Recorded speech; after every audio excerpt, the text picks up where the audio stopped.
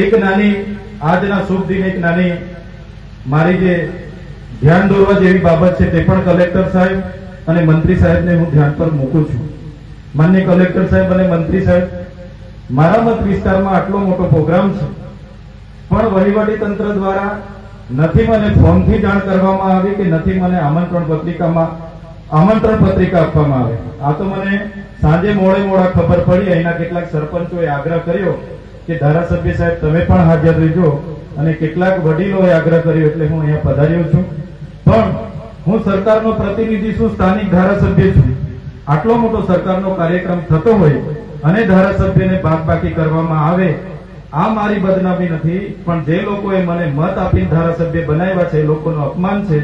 એટલે બીજી વાર આવું ભૂલ નહીં થાય એ પણ તમને ધ્યાન દોરવા માટે હું વિનંતી કરું છું. મને આ અવસરે જે 5 મિનિટ બોલવા માટેની તક આપી છે એ બદલ વહીવટી તંત્ર અને જેમણે મને સાંભળ્યા છે, જેમણે મારું સ્વાગત કર્યું, સન્માન કર્યું, એવા તમામ લોકોનો હું આભાર માની વિનમું છું. ધન્યવાદ. જય આદિવાસી.